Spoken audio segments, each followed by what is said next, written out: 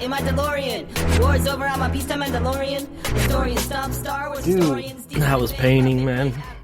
Oh, painting was fun. It's relaxing. I like to kick back, open a can of paint, put on some carpenters, and paint a wall.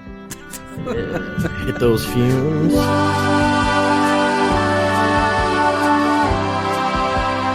Oh yeah, this stuff I got. It's a primer paint, so it smells funky. Yeah, sounds delicious. What are you painting? Hallways and stuff like that. Oh, okay. Yeah, Did you buy it yourself? Yeah, I like to paint. Need a coat. Just going over some blemishes and nasty shit that I found on the wall. So blood. I had to wipe down just so much. It sucks. So. Where the hell's everybody else at? Sleeping? Well, I know Norca was like, I won't be able to make it tonight. Why not? Sin's all like, well, check out my article about this baseball guy. Woo! And did you read it? I did, kinda. I was taking a shit. But no, I saw your response. Yeah. Wow. Cool. Yeah. Hey, we're doing After Dark, and no one said anything remotely about it. Okay, so what's Norco doing? Nothing, huh? Nothing. Well, I've been watching Ozark a lot lately. That's a good fucking show. Have you watched the third season yet?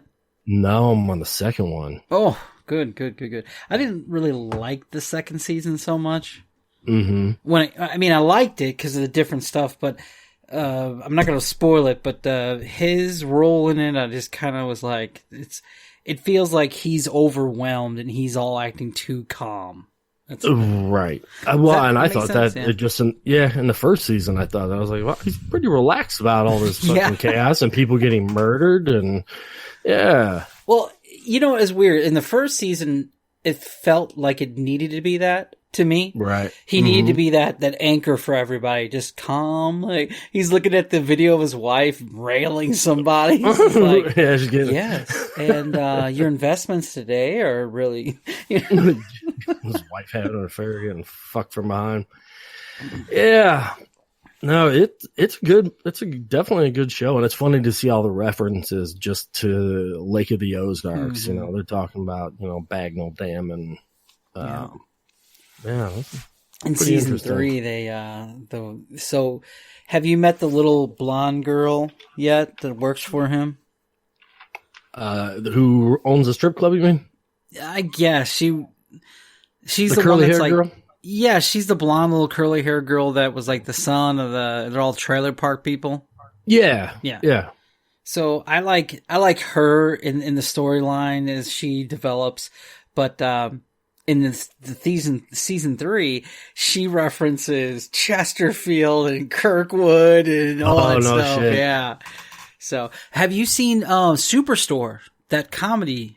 No, I've sitcom? Heard about it though. It's based in Missouri. I remember you telling. Is it supposed to be like a Costco or something like that? No, it's like a Walmart wannabe thing. It's called Cloud 9, which is a reference to another show or whatever. But is it shot like The Office? No, it's shot like just your normal fun little sitcom. The one thing that really sits it out is before, like, their segue into different scenes are clips of weird people at the store doing weird things. Like opening up stuff and sniffing it and then putting it back, or just stuff like that. Yeah, cool. But oh man, I love it because they even reference it. I told you about that on the other show where they had this thing with all these Twitter texts and you see Kirkwood and Chesterwood and Chesterfield and everything. It's pretty cool. But it brings it home. Oh, hell yeah. It's funny as hell. And the guy reminds me of a young Scott Baio. Scott Baio. You remember him? Scott Baio. Yeah. Did you ever see his TV show for a little while? The 40 and Need to Be Married or whatever? No. Yeah, that was weird. Poor guy. Charles in Charge. I always wonder what happened to a lot of those people that were in those they got to be so big and then just nothing. Well, the one girl who is the youngest. She went on to Baywatch and became Summer on Baywatch. All right. And then after that, when the 90s ended and all those big TV shows kind of went their cycle, they just disappeared, Yeah, they fizzled out. Yeah. Like, well, did you hear, with all this going on, no one really ever talked about that Corey Haim documentary that he released. What? Where? All these celebrities. Well, he wasn't going to release anything until like the second week of March. He was going to do it on the 10-year anniversary of Corey Haim's death, and he was going to out. Oh, so you mean Corey Feldman's bringing this out? Yeah, Corey Feldman brought it out, and he was going to do it on the 10th anniversary of Corey Haim's death. Did you? So it came. Oh, he outed Charlie Sheen for fucking raping Corey Haim. I was like, what? Hold on. Wait, Charlie Sheen? Yeah, that's what I was read. I'm like, I don't see Charlie Sheen fucking with the fuck is boys. Dude? But why would you put that out? I don't know. He looks so weird. Yeah, it got with everything going on, it got no. Look at the picture. This guy, well, no, because you look like this. Here, I'm going to put it in here. That guy looks rough. Yeah. Look how big his head is. He's a little guy anyway, but yeah, he gets old. That's my takeaway, dude. Look how big his head is compared to his shoulders. What's up with the hair drooping down the middle? It's like that sad little, He looks like Eddie, like some dude from the 50s. Like Eddie Munster. Yeah. Wow. Hold on. I gotta do this. Okay, I gotta pick up the other picture. Corey Feldman, some of the other pictures of what he looks like. Cause he did some weird transformations, man. He went from, here we go, let me copy this, put this on here. So we went from, this is what we grew up with. There you go. Oh. Bad times. What do you mean bad times? That just Does that bring back bad times for you? Yeah, just everything was ugly. What? People, clothes, yeah. No way. I loved those days, man. And then we because like I grew up with all that stuff. Like watching them in License to Drive. Oh, I loved that movie. I got that movie. You got Heather Graham. You got Heather in there. Yeah. Oh yeah. There's Donnie G. Oh yeah. Don't you know? Hello. Oh, are you guys from Nova Scotia? Oh, let me turn you up a little bit. We escaped. Welcome to After Dark, miscellaneous. After hours. Do I have to have a filter on my cable box in order to access this channel? I think so. Yeah. Dude, that so works out. We're talking about Corey Feldman's documentary. Is that out yet? Yeah, it came out in like the second week of March, but with everything that was going on, it didn't get any coverage. And I was telling Paul that he outed Charlie Sheen for not touching Corey Feldman, but for raping Corey Haim. Yeah, and that's something that's been kind of like tossed around since the I think the 80s. Yeah, that's crazy. I wouldn't see Charlie Sheen for fucking with kids. God damn. I never pictured that. I know he's nuts, but I never would have thought that. Yeah, that's kind of insane. But then again, what do we know about these celebrities that they don't show us? Because right, especially somebody like Charlie Sheen, who is big in the 80s and 90s, and you make a lot of money, you can make things go away. If you have a lot of clout in the movie industry or hell, anything in politics or whatnot, you can make shit go away. Jeffrey Epstein. Yeah. Well, I mean, how long did Charlie Sheen Why did you just go Jeffrey Epstein? I know it's wrong, but that was just funny. Well, how long did Charlie Sheen have HIV before that shit? Yeah. Got out. It was for a while. Yeah, it was well known. But here's some weird pictures of Corey Feldman.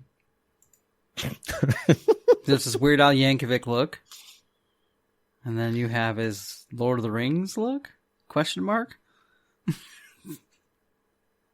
His mithril cloak. Yeah. Sweet chainmail. Here's a look when Yeah, he used right? to be, he looks like he belongs on The View with this look right here. It's the carrot haircut. He wants to speak to somebody's manager.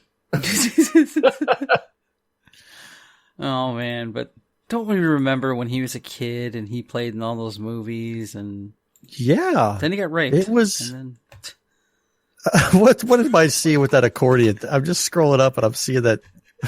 Oh, that was what we discussed last time. oh man.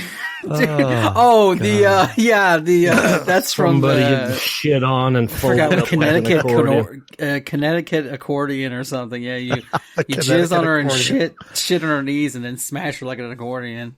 Oh, that's gross. Yeah. That's disturbing. This is what we talk about. This is why we have 50,000 listeners, because we talk about stuff like that. This is the After Dark show. You don't get this on a regular miscellaneous podcast. No, there's so much. So if you look at the edited versions, I cut out so much from the last episode. I was like, I'll just save those for increments. But how's your show going, man? We're all talking about our stuff. How you been? It's going okay. We actually started. I'm in a podcast with another group of people. It's 4 of us, and it's called the Out of Context Podcast. We're just getting started. We only have about 4 episodes recorded right now. It's kind of like your format where we just talk about miscellaneous stuff, but it's a lot of the stuff that's happening around on Twitter. So, daily news topics or stuff like that throughout the week. We see what's trending. We talk about that. We don't really touch too much on, I guess, the, controversial topics because that can send you down a dark path. But, for the most part, we're just learning the ropes and trying to get acclimated to the whole podcast thing. Yeah, no, I laugh about it because on this show, no matter how many times you try it, when we get political, it don't work. It does not work. It is the most shittiest listening ever. Politics and religion, we just need to stay away from. Yeah. Yep. But it was last time I got mad about the stimulus stuff. So we're talking about the stimulus stuff and that. And I was like, come on, guys, let's get into it. And they're like, no, Paul, we don't sound like Alex Jones. I was like, damn.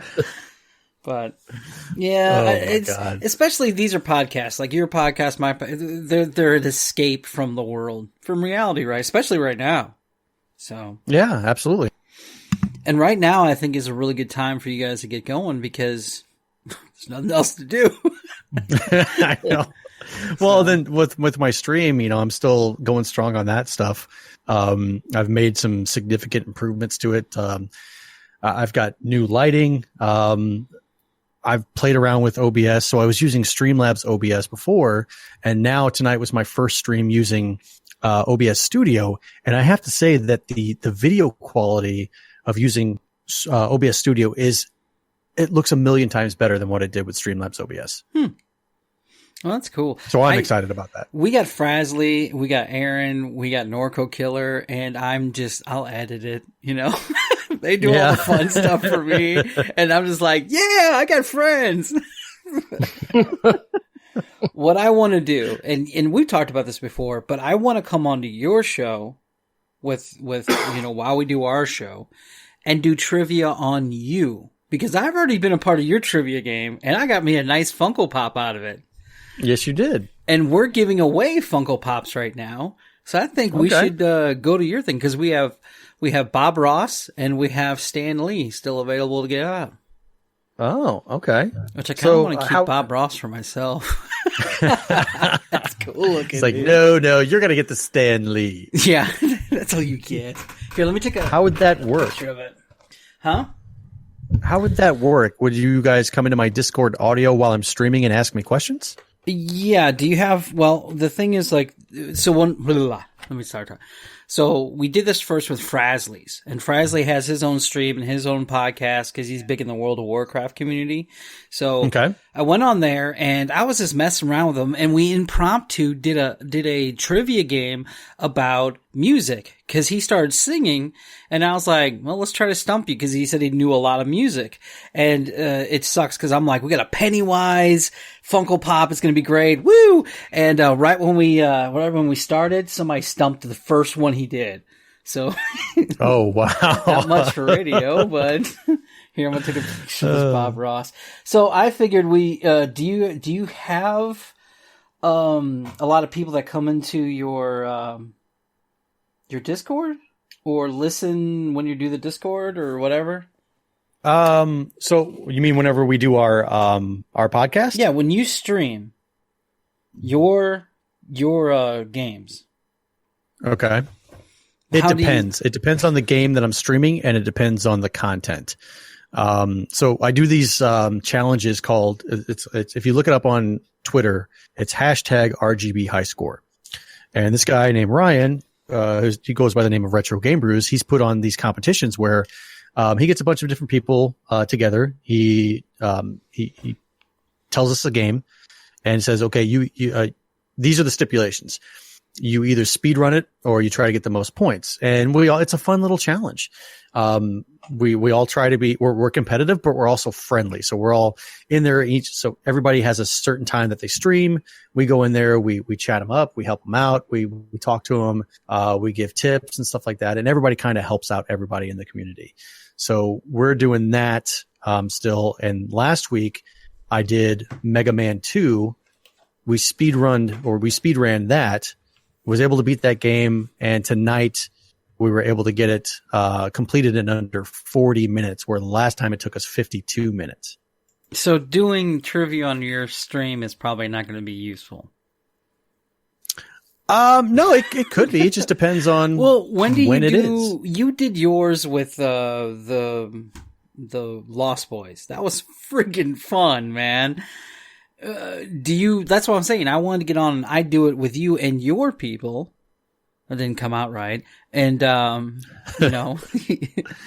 do it that way. And then they'll just DM me with the stuff, and then we just give it out. Yeah, we can try that. Now, I want to do this too, especially since you're retro. I have a bunch of videos that Joe, you know my brother Joe. Yeah. Yeah, he gave me a whole tub of different videos, from JFK to Teenage Mutant Ninja Turtles, Good Morning Vietnam, and those are another giveaway. He goes, dude, give these away because people might get, they get excited when you're like, here, you win a video, but don't tell them what it is, and then they get a VHS. So I thought that would be kind of funny.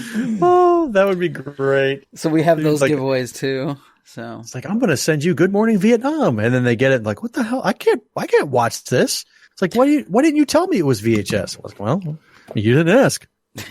You get a $5 Amazon gift card to buy a VCR. Yeah. Right. Good luck. The one thing I'm really excited about is the newest giveaways that I've gotten, and I've gotten a good few of these, but these are when I hit about 100,000 listeners, is Tron action figure giveaways. Ooh, are we talking Tron from earlier 80s or what? Yeah, I got Sark and I have Tron, and I got about 8 of each. So, oh god, yeah, they're here. Let me take a picture of this. I'm going to go off mic real quick. So, talks amongst yourselves. Oh, I was talking to Paulie. Hey, Donnie, you got legit followers on Twitter. Like, oh yeah, you got like Theo Vaughn following you. I was shocked whenever I had a couple different people. Theo Vaughn, who I've listened to some of his stand-up stuff. Mm-hmm. I don't really interact with him that much at all. Right. The other one that started following me was I can't remember the guy's name, but it's Scott Farkas from Christmas Story. Oh, no shit. Yeah. Oh, wow. Wow, we were like crappy. We had a Thai restaurant follow us, and then they stopped. That was your claim to fame. Yeah, DD Mouse. I tell you what, the guy that did Chocolate Rain. Oh yeah, that song. He followed me for like a day. And I was like, holy shit, I've made it. You know, I've got some internet personality following me. And then next thing I know, I go on and check my followers. This is back whenever I was like, oh, come on, I got to get this follow count up. And just looking at the numbers every time I'd see that tick down, I'd be like, who unfollowed me? Who unfollowed me? And like he followed me for a day. And then the next thing I know, when I logged in, he didn't follow me anymore. I just kind of got sad over that. I kind of lost sleep over the chocolate You rating. got a lot of cuts on your arms from this, right? Well, here are the Now two I Trons don't that care. I I have actually that are the giveaways. I like to, I don't care about follower accounts. I care about interacting with people. So if you talk about things that I like, if you are not a jerk, I'll follow you. If you interact with me, like if you follow me and if we interact together, I'll follow you. I don't automatically do a follow back because I don't think that brings value to anything. Right. If you like me and you like my content, on the Twitter great. community? I mean, no. I mean, in the Twitter retro gaming community, I'm not big. I'm a part of it. No, I meant you. Are you like one of those guys who wake up like? Look, so Chappie got me all in the stuff, Insta, Twitter, everything, right? And Frazzly and whatever. But I never am on them. I get on Facebook every once in a while. I'm really bad at that. So I'm curious, like, do you like wake up and have to see what's going on with Twitter and everything and get acclimated that way? I am not, I'd like to say no, but I kind of am. It's only because I've become part of a good group of people that are on Twitter that I consider friends now. Are you friends with Trump? I am not friends with that guy. No, screw that. No, we're not Never friends. Be friends with him. I don't follow him. We're acquaintances, okay? We're not friends. I follow him, but that's just to see what like stuff I can get for the show. But I don't have to follow him to get stuff to look for. My brother is he's funny because he goes, you know why Trump always uses Twitter, right? And I was like, no, why? Because he looks up a lot of porn. I bet. Every time you see him on the phone, he's not tweeting. He's looking up porn. He's looking at Pornhub Mobile. It's free because of COVID. Did you hear about that? Italy, for the first week of their COVID, premiums were free for Pornhub. Oh, I bet. Yeah. It's like, here you go. We know you're going through some shit right now. Here. Slap the hand to it. You'd be fine. Yeah, your dead grandma's in the other room. Oh, no. I didn't wish that upon him. I'm just saying. Fuck. I don't wish your dead grandma in there while you're jerking off, but we know she's there. Yeah. We're not saying that you're going to utilize her for it. But, you don't have to look at her while you're doing it. Right. Use her hand to do the motorboat. I mean, not the God. what is that called? The rowboat? The Dutch rudder. The Dutch rudder. Why did I even know that? Rick and Mortis hasn't fully set in yet. We still got one more. Up. There goes her shoulder just popped off. So, what's that smell? Oh, dude. Would you be sitting there like, ooh, that smell? Oh. Now, do you see the Tron action figures like I have up there? Those are the giveaways. Let me check. It's in my Discord streamer. Okay, so those aren't they? Okay, those are like newer versions. Yeah. No, these are the old 80s. You have Sark and you have Tron. No, What do you they're know? the 80s characters, but they were manufactured recently. They're not the original originals. I wouldn't fucking give those away. Okay, I was about to say, damn, Paulie, you're gonna give away old tours. I collect that shit. What was the main Star Wars toys that you always found at garage sales when we were kids? Oh, good lord. For us, it was the X-Wings, the Y-Wings, and the Millennium Falcon, and they were tore the fuck up. Oh, yeah. Because they were just made from cheap plastic, and that shit broke easily. Yeah. I wish I would have kept mine, though. But I didn't really have a lot of Star Wars vehicles, I had a couple figures. I remember I had the Darth Vader collectible case. I love. You mean of the head that opens up? Yes. Yeah. Oh, wow. That was man. Because and in He-Man, we always found Skull Mountain. That was the big one. Not Skull Mountain, the Snake Mountain. Right. Yeah. That would be all over and then the Skull Mountain was He-Man's, right? Castle Grayskull. No. Castle Grayskull. Yeah. And that we only saw one Grayskull time for like Christmas one year, and I think it was like 84 maybe 84 or 85, and that was the best Christmas ever. I remember I still have the picture.